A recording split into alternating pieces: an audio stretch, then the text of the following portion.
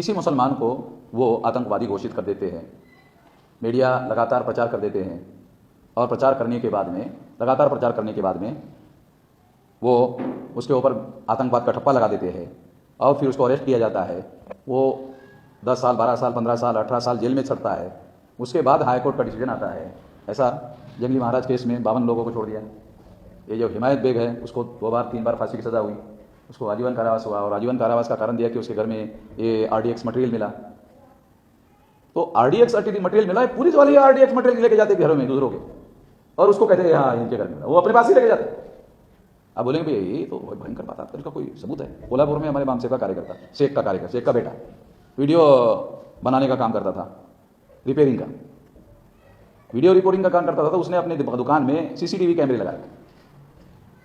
आप पुलिस वालों को बताइए, 6 पुलिस वाले आए और उन्होंने अपने ही सफारी में से मोबाइल निकाल करके, तुम आतंकवादियों से बात करते हो? कहा मैं आतंकवादियों से बात करता हूँ। तो मोबाइल निकाला, ये मोबाइल है जिस पर तुम बात करते हो। नहीं, ये मोबाइल तो तुमने अपने से जेब से निकाला। वो बोला ये तो आपने अपने जेब से निकाला, तो मैं कैसे बात कर सकता? नहीं करते हो, चलो लेकिन अरेस्ट करो। अब पुलिस वालों को मालूम ही नहीं कि CCTV कैमरे में मैं खुद अपना मोबाइल निकालते हुए उसमें रिकॉर्ड में आ गया। वो सारा रिकॉर्ड हाई कोर्ट के लोगों के सामने रखा गया।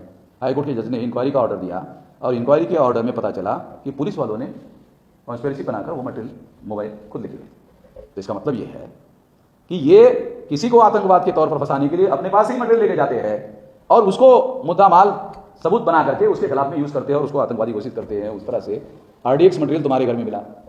अरे भारत में मिलिट्री के अलावा RDX मटेरियल नहीं रहता है, बाहर किसी को नहीं मिलता। अगर इसके पास RDX मटेरियल मिला तो इसका दूसरा मतलब है विदेश से आया होगा, समंदर से आया होगा। तो फिर आपने इसको तो RDX मटेरियल के तौर पर पकड़ा, तो उसको ये पूछना चाहिए था कि आपने लिया कहां से, वो कौन लोग हैं विदेश वाले जिन्होंने उसके बारे में लिया। फिर उसको आजीवन कारावास दे दिया हिमायत बेग को। मगर पुलिस वालों ने कोर्ट में जो गवाह दिए थे, उन गवाहों को एक पत्रकार जाके मिला उन गवाहों। अब उनको मालूम ही नहीं है कि उनके साथ बातचीत करते वक्त उसका रिकॉर्ड जो है वो हो रहा है।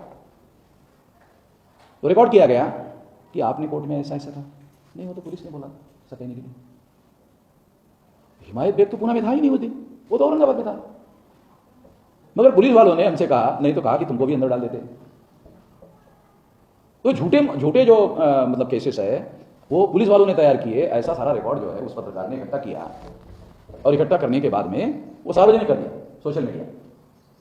फिर वो रिव्यू हुआ, उसको 2 बार फांसी की सजा हुई थी। वो रिव्यू हुआ, रिव्यू होने के बाद में फिर कोर्ट ने बदल कर, अब जो आदमी कोर्ट में फिर ये कह रहा था, जज ने अपने से कह दिया हॉस्टल जज, हाँ जो गवाह होता है हॉस्टल जज, हाँ बदल ले रहा है। और भी हाँ समन होता था, अभी वो ऐसा बोलता है, ये हॉस्टाइल हो गया है, इसी बात को सही नहीं माना जा सकता। जज भी उसके अंदर मिला हुआ। तो ये जो घटनाएं हैं, ये जो परिस्थितियां हैं, फिर उसके बाद में क्या होता है, उसको आतंकवाद के बाद 10 साल 12 साल 15 साल 18 साल के बाद छोड़ दिया जाता है। छोड़ने के बाद में एक लाइन की खबर अखबार में नहीं आती कि इसको निर्दोष छोड़ दिया गया। अब वो अखबार वाला कैसे छापेगा? मैंने कहा मैंने ही तो इसको आतंकवादी घोषित किया था। अगर मैं ही अखबार में छापूंगा तो जो मेरा पाठक वर्ग है वो सोचेगा कि ये अखबार वालों ने लिखा था कि ये आतंकवादी है, यही खबर लिख रहा है कि निर्दोष छोड़ दिया।